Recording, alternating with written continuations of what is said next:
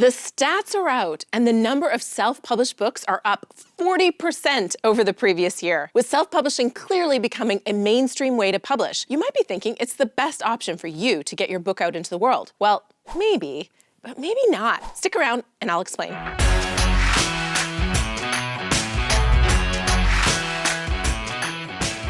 Hey, I'm Julie the Book Broad, an award-winning author and the founder of a fantastic company called Book Launchers, your fabulous professional self-publishing team helping you write, publish, and sell nonfiction books that grow your business and make you money. Yeah, you heard that right. I run a company that helps you self-publish, and I'm saying maybe you shouldn't self-publish. But let me explain. There are really 3 situations where I think you shouldn't self-publish your book. If you're writing a nonfiction book, most of the time, I think you need to self-publish. I talked about it extensively in this video right here. So let's get to it, shall we? Here are the 3 situations where you shouldn't self-publish a book in 2020. Number 1, the traditional book deal makes so much sense for your goals. If you want to be a New York Times bestseller, for example, and you're getting a sweet deal, and let me be clear, there are not very many sweet deals. The authors who do get these sweet deals are typically celebrities, or they have a very strong following on social media or in their business. Even if you get a deal with a traditional publisher, there are very few that I would categorize as juicy deals worth taking. For me, a deal that would meet the criteria of taking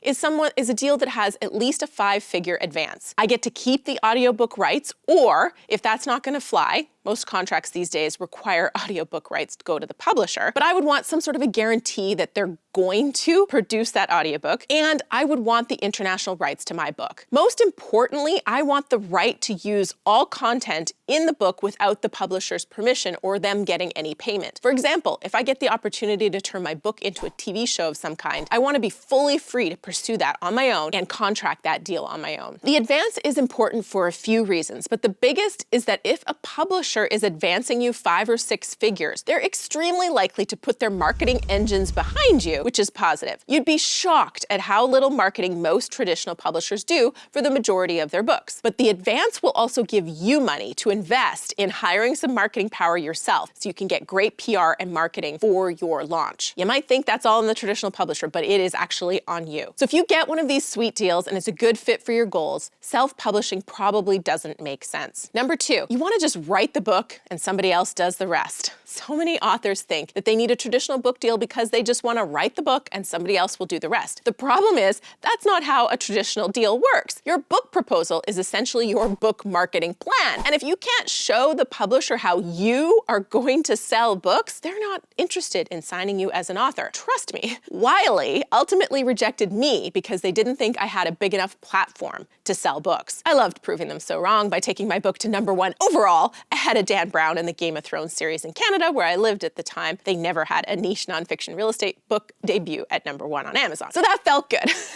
But they didn't want me because they didn't think I'd sell enough books. So traditional book deals aren't going to work for you if you think you can just write the book and someone else does the rest. But self-publishing isn't going to work for you either. You'll just join the ranks of all those authors who put a book on Amazon and sell less than 100 copies and wonder why they didn't succeed. Let me be clear. Publishing, whether you're self-publishing or getting a traditional book deal, is crazy hard work, and the hard work really begins when your book is done. Hiring help is smart, but even a company like Book Launchers can't do it all for you. We work with you to market your book, but you still have to show up for those podcast interviews, prep the talk, and deliver it when you get a speaking gig, and you are the one who has to build a platform to surround your book and your business. If you don't want to do that, publishing isn't for you. Number 3, the final situation where you shouldn't self-publish a book in 2020. You're not clear on your goals. You don't have a specific reason why you want to write a book, and this is killer because a book is big time energy and money investment. It feels amazing to be an author and know that you've done something that so few people have done. But let's be clear, you're going to put at least a year of your life into writing and publishing a book, and probably another year into marketing it. Let's make sure you're clear on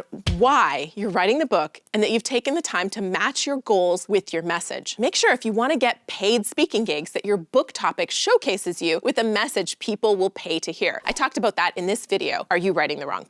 If you want media attention, make sure there's a strong hook. If you want a funnel for your business, make sure you're speaking to your ideal client and you're addressing a problem they are looking to solve. If you're not clear on why you're writing, you're gonna spin in circles, woo!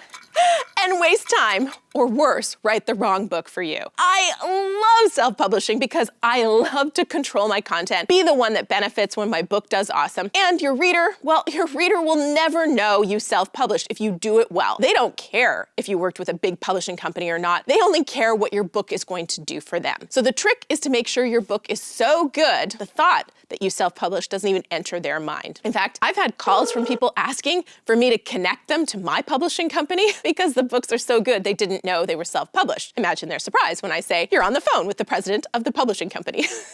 Self-publishing in 2020 is the best way to go for most nonfiction authors. But in these three situations, I don't think you should do it. And that stat that I said at the beginning, that self-published books are up 40% over the previous year, true stat, but you should know that the driving force behind that was a single change by KDP, where they basically allowed authors with an ebook to push a button and have it turn into a print version of the book. So the number was good for effect, but maybe didn't mean what you thought it meant. All right, back to the topic of the video. What do you think? Are there situations where you should not self-publish? Share that in the comments below. And when you comment the day a video is released, you'll be entered to win some sweet book launcher swag like this oh so soft journal. Like this tip? Smash that thumbs up button. Go ahead, try it. I'll wait. It feels so good, right? And make sure you've subscribed to the channel and turn those notifications on so we can hang out every Tuesday and Friday when new videos come out. If you want to learn the nitty-gritty about self-publishing versus traditional publishing, check out this video right here. Or if you want to make sure that you're not writing the wrong book, this video is